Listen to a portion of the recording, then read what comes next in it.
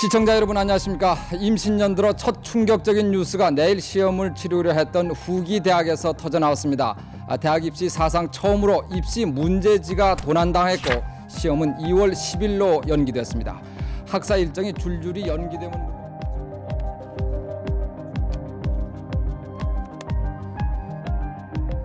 서울신학대학 경비원 47살 정 씨는 오늘 아침 7시 40분쯤 순찰을 돌다 시험지가 보관돼 있는 본관 1층 교무처 사무실에 이상이 있다는 것을 처음 발견했습니다. 교무처 출입문 위에 유리창이 사람 하나 들어갈 수 있을 정도의 크기로 깨져 있고 교무처 안에 있는 전산실의 문이 열려 있었다는 것입니다. 전산실에 있던 시험지 상자 9개 가운데 4개가 뜯겨져 있었고 시험지가 흩어져 있었습니다. 시험지 한 장에는 255mm 크기의 운동화 발자국도 찍혀 있었습니다. 서울신학대학 측은 이 시험지를 어제 낮 12시 10분쯤 경찰과 문교부 감독관이 입회한 가운데 인수했고 시험지 보호를 위해 학교 교무과장이 어젯밤 8시 반까지 대기하다 퇴근했습니다. 시험지가 도난당한 시각 경비원이 본관에 1명, 정문수의실에 1명 있었고 그리고 아르바이트 학생 2명 등 모두 4명이 학교에 남아 있었습니다. 시험지가 보관된 교무처가 있는 본관을 지킨 경비원 정 씨는 새벽 1시쯤 마지막 순찰을 돈 뒤 숙직실에서 잠을 잤습니다.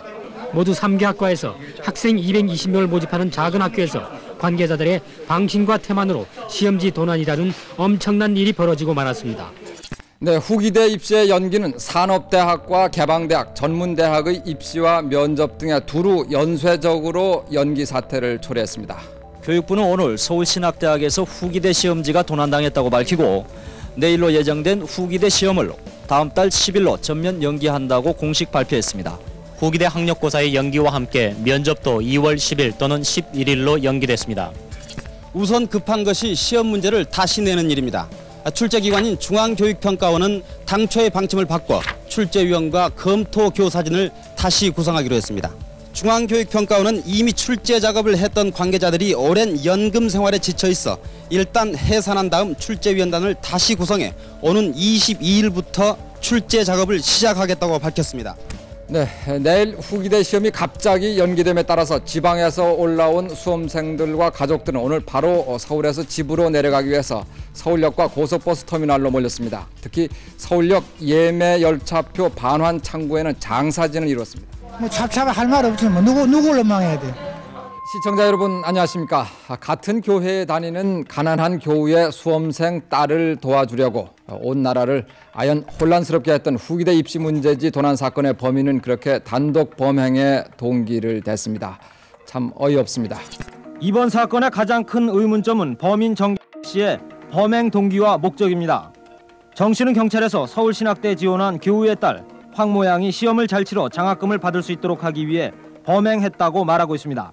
정 씨가 범행 흔적을 고스란히 남긴 점도 큰 의문으로 남아 있습니다. 정 씨는 범행 당시 시간적 여유가 있었음에도 현장을 방치해둠으로써 시험지 도난 사실을 쉽게 알도록 했습니다. 훔친 시험지를 외부에 유출하거나 감추지 않고 태워버렸다는 정 씨의 진술도 의문입니다. 사전에 범행을 계획했음에도 어렵게 훔친 시험지를 2시간 만에 불태웠다는 것은 앞뒤가 맞지 않는 것입니다. 정 씨는 또 시험지 상자를 뜯을 때 사용한 칼과 시험지를 함께 싸서 태웠다고 주장하고 있으나 불에 타지 않는 칼이 쓰레기장에서 발견되지 않는 점도 의문으로 남아 있습니다. 후기대학 입시 문제지를 훔쳤다고 자백한 정 씨에 대해서 구속영장을 청구할 만한 뚜렷한 증거를 찾지 못한 검찰과 경찰은 일단 오늘 정 씨가 지난 89년에 수배됐던 횡령 등의 혐의로 구속해서 신병을 확보한 다음에 전면적인 재수사에 들어가기로 했습니다.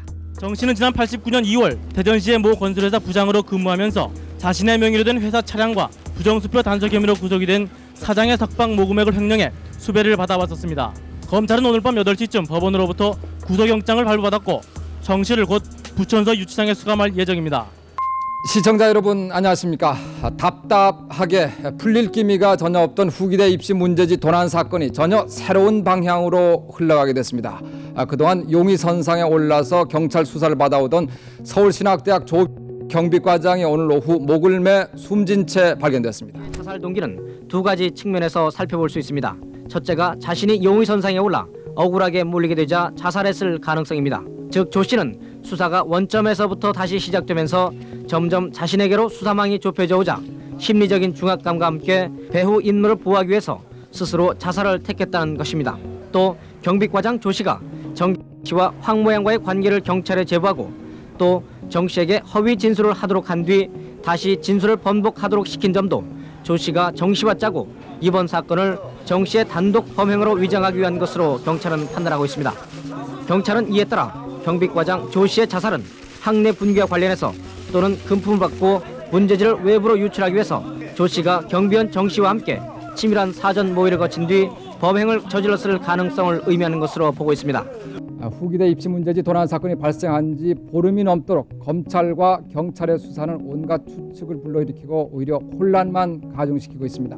미궁에 빠지는 게 아니냐 하는 우려가 진하게 나오고 있습니다. 이번 사건의 결정적인 물적 증거로 사건을 해결하는 데 중요한 단서가 될 시험지는 이미 폐기됐을 가능성이 크며 범인으로 지목되고 있는 정 씨는 당초 자백과는 달리 현재 범행 자체를 부인하고 있습니다. 그렇다면 구속된 정 씨의 자백 하나에 의존하다시피 하고 있는 이번 사건의 수사는 이 사건을 자칫 영원히 미제로 남길 우려마저 더해지고 있습니다.